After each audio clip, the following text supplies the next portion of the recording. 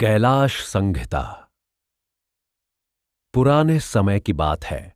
हिमालय के निवासी अनेक मुनियों ने काशी में गंगा स्नान किया और शतरुद्रीय मंत्रों से महादेव का पूजन किया। उसी समय पंचक्रोशी के दर्शन की इच्छा से सूत जी भी वहां पहुंच गए और मुनियों के साथ सत्संग हुआ। सूत जी के आने पर मुनियों ने कहा कि आप महेश्वर का परम ज्ञान बताने की कृपा करें। तब सूत जी ने मुनियों से कहा कि हे ऋषियों, एक बार भगवान व्यास नैमिषारण्य में एक महान यज्ञ के अनुष्ठान के अवसर पर पधारे। वहां के निवासियों ने व्यास जी से ओंकार का अर्थ और उसका महत्व बताने का अनुरोध किया। व्यास जी ने ओंकार का जो महत्व बताया वो मैं तुम्हें बताता हूं। एक बार पार्वती ने शिवजी से पूछा था कि वेद के मंत्रों में सबसे पहले ओंकार का उच्चारण क्यों किया जाता है।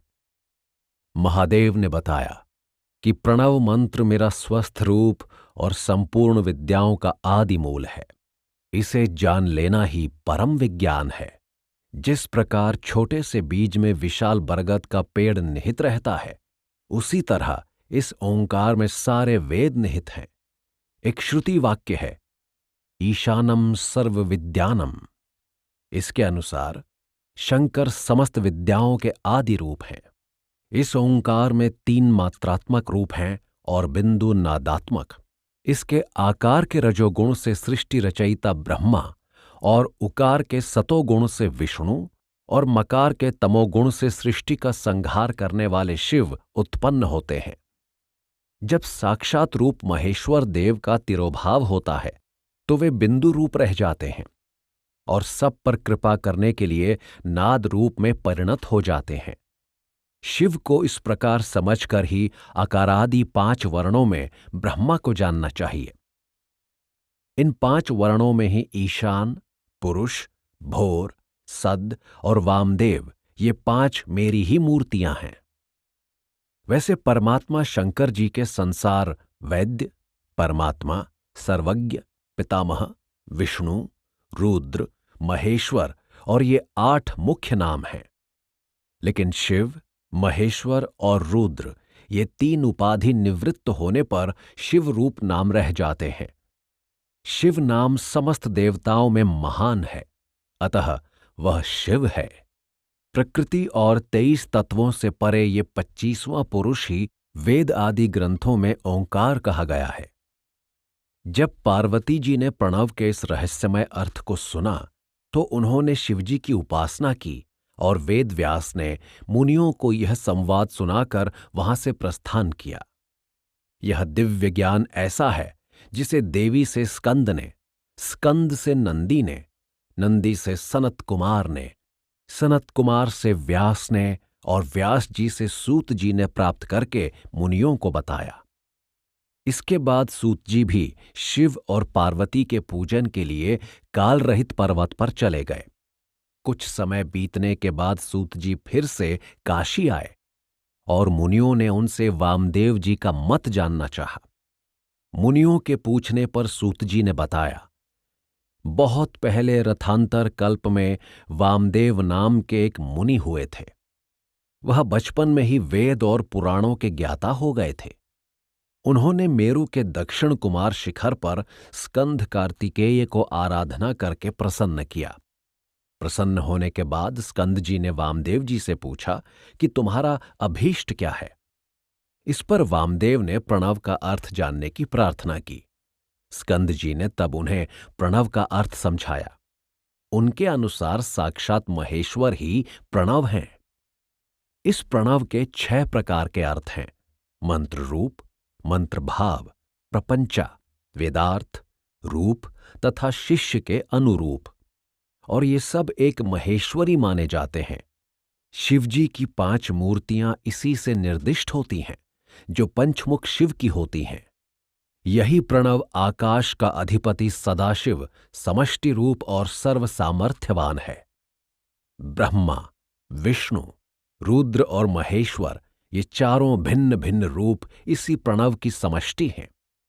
महेश्वर के सहस्र अंश से रुद्र मूर्ति उत्पन्न हुई है और जैसा कि अनेक प्रसंगों में बताया गया है, यही सृष्टि जन्म के रूप में ब्रह्मा, पालनकर्ता के रूप में विष्णु और विनाश के समय रुद्र होते हैं।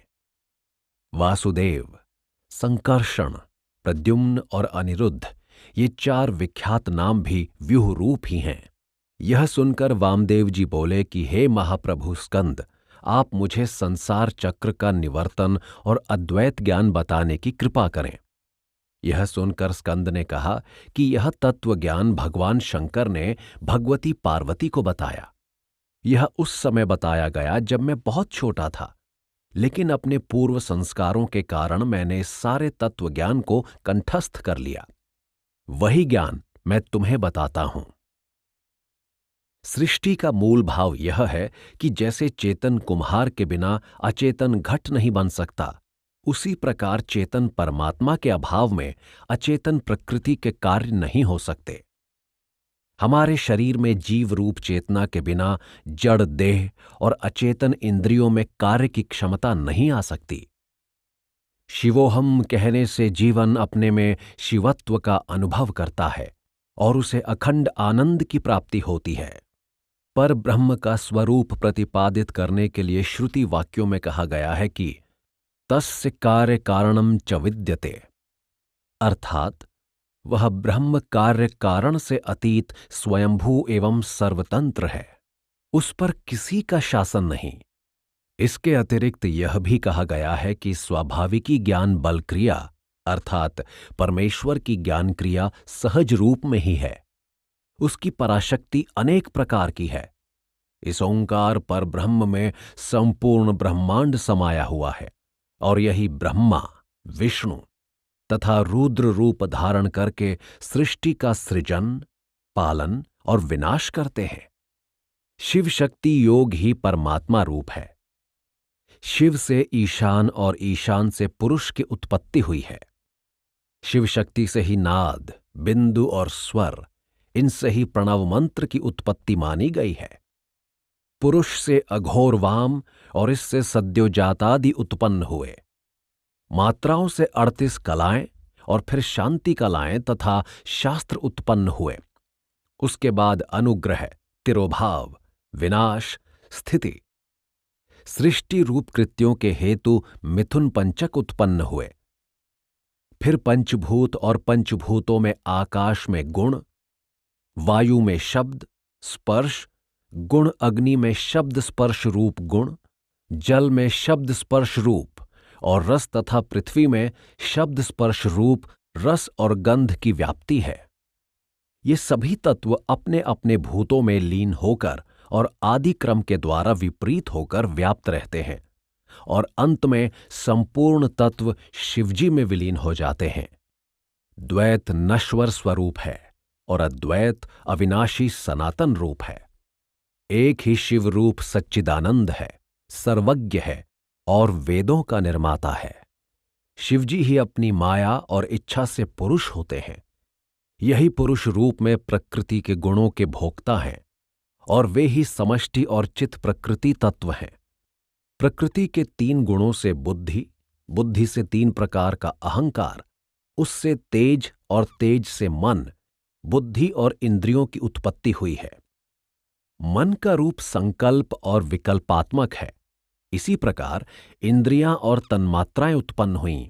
इस प्रकार सृष्टि के सभी तत्व स्थूल और सूक्ष्म, सूर्य, चंद्रमा और नक्षत्र, देवता, देव, पितर, किन्नर, पशु, पक्षी, कीट पतंग, समुद्र, नदियां, पर्वत एवं औषधियां उत्पन्न हुईं और यह सारी उत्पत्ति ब्रह्म ज्योति से हुई। सभी कुछ ब्रह्म रूप है, उससे भिन्न नहीं है। यही अद्वैत भावना है।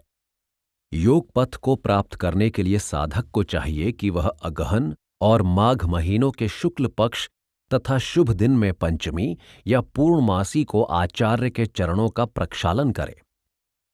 गुरु के निकट ही मृग चर्म के आसन पर बैठे और शंख में फूल रखकर प्रणव मंत्र से गुरु को प्रणाम करे। दीप जलाए और मुद्रा से रक्षा तथा कवच मंत्र से उसे आच्छादित करे। इसके बाद अर्घ्य दे और सुगंधित फूलों का भी अर्पण करे। पृथ्वी के एक भाग में जल छिड़ककर घड़े की स्थापना करे तथा सूत से घड़े को लपेटकर उसमें सुगंधित जल भरे। फिर पीपल, पाकड़, जामुन, आम और बड़ 5 वृक्षों की छाल तथा पत्ते लेकर गज, घोड़ा, रथ, बांकी और नदी संगम की मिट्टी को लेकर सुगंधित करे।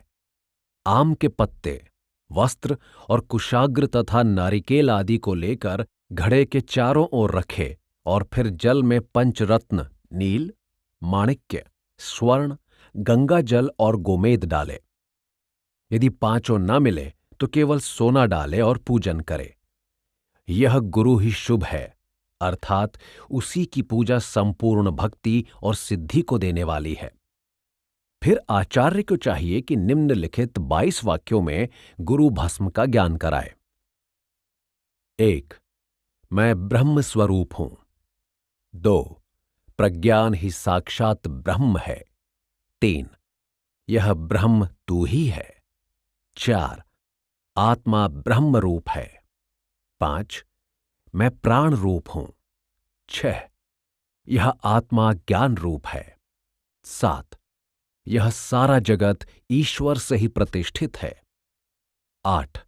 जो कर्म करोगे वही मिलेगा, जो यहां है वही वहां भी है। 9. ब्रह्म विदित अविदित दोनों से अतीत हैं। 10. मैं ही ब्रह्म अविनाशी हूं। 11. सूर्य और पुरुष में वह एक ही समा रहा है। 12. आत्मा में ब्रह्म अंतर्यामी रूप में स्थित अमृत है। 13. मैं ही तत्वों का साक्षी और प्राण हूं। 14. मैं ही आकाश और पवन का प्राण हूं। 15. मैं ही समस्त लक्षण संपन्न सर्वातीत सर्वज्ञ हूं। 16. यह समस्त चराचर ब्रह्म रूप है। 17. मैं ही 3 गुणों का प्राण स्वरूप हूं। 18.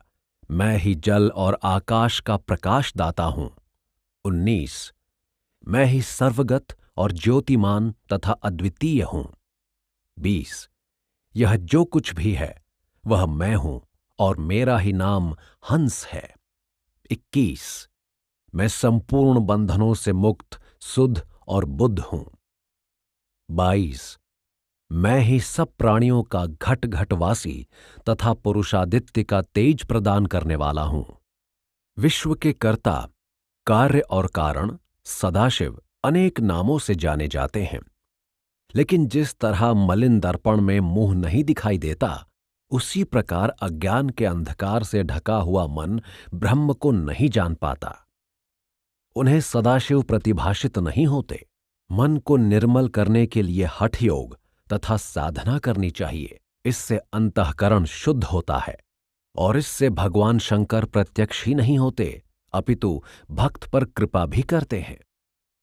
भक्त 4 प्रकार के होते हैं: आर्ष, जिज्ञासु, अर्थी और ज्ञानी। इन चारों में ज्ञानी भक्त शिवजी को परम प्रिय है। स्कंद जी बोले कि हे महामुनि वामदेव, अब स्नान और क्षौर कर्म का विधान सुनिए। इसमें गुरुदेव को प्रणाम करना, उनसे अनुमति लेना और आचमन करना तथा वस्त्र पहनते ही हजामत कराना। इस विधान के साथ नाई के हाथ पैर धुलवाकर नमः शिवाय कहते हुए शिवजी का ध्यान करना आवश्यक है। नाई यंत्रों को ओंकार मंत्र से अभिमंत्रित करे और नाई को दक्षिण ओर से क्षौर कर्म करने के लिए कहें। फिर कटे हुए बालों को लेकर नदी तट पर जाकर 16 बार शुद्ध जल से कुल्ला करें। फिर तुलसी, बेल तथा पीपल के नीचे की मिट्टी लेकर नदी में 7 बार डुबकी लगाएं और अपने शरीर पर उस मिट्टी का लेपन करें और नदी में नहाएं। और फिर संध्या उपासना, प्राणायाम तथा सूर्य नमस्कार करें। पुनः शिव पार्वती का पूजन करें। उसके बाद साधक को चाहिए कि नित्य कर्म से निवृत्त होकर सदाचारी गृहस्थों के घर भिक्षा मांगने जाए और वापस आश्रम में लौटकर शुद्ध आसन पर बैठकर भिक्षा का सेवन करे। जो भोजन बच जाए उसे पशु पक्षियों को खिला दे। दाह कर्म की दृष्टि से यतियों का दाह कर्म नहीं करना चाहिए। उन्हें पृथ्वी के गर्भ में दबाना उचित है। भ्रिकुटी के मध्य शिवजी का ध्यान करने पर सन्यासी साक्षात शंकर का रूप हो जाता है। स्थिर चित्त से ही समाधि लगाई जाती है। जो अधीर हैं उन्हें चाहिए कि वे समय और नियम का अभ्यास करके अनेक विधि से शंकर जी का ध्यान करें। सन्यासी को चाहिए कि वह नश्वर शरीर से विरक्त होकर मोह माया से मुक्त होकर शिवजी का ध्यान करे। इस प्रकार ओम नमः शिवाय का उच्चारण करते हुए जो सन्यासी प्राण त्यागता है उसे जलाना नहीं चाहिए, अपितु धरती में गड्ढा खोदकर उसे बैठा देना चाहिए। गड्ढे में रखने से पहले सन्यासी के शव को गंगा जल से स्नान कराकर उसके माथे पर भस्मी का त्रिपुंड लगाना चाहिए। इसके पश्चात उसे रुद्राक्ष आदि आभूषणों से लादकर डोली में बिठाकर ग्राम की परिक्रमा करनी चाहिए और उसके बाद उसे गड्ढे में दबा देना चाहिए। 10 दिन तक धूप दीप आदि से पूजा करनी चाहिए। 11वें दिन उसे फिर साफ करके पंचमंडल की रचना करनी चाहिए। पंचदेव पूजन और मुख्य रूप से शिव पूजन करके मृतक के सिर के स्थान पर पुष्पमाला रखें और उसकी सद्गति की प्रार्थना करें। इस प्रकार शिष्य अपने गुरु यति का एक आदर्श कर्म संपूर्ण करे। 12वें दिन नित्य कर्म से निवृत्त होकर शिष्य शिवभक्त ब्राह्मणों को निमंत्रित करे और दोपहर को भोजन कराए। ब्राह्मणों को संतुष्ट करके उन्हें पहुंचाने के लिए द्वार पर आए अतिथियों का सम्मान करे। उसके बाद शंकर का ध्यान करते हुए यति के निह श्रेयस के लिए शंकर से प्रार्थना करे और प्रतिवर्ष इसी प्रकार पूजा करने का संकल्प करे।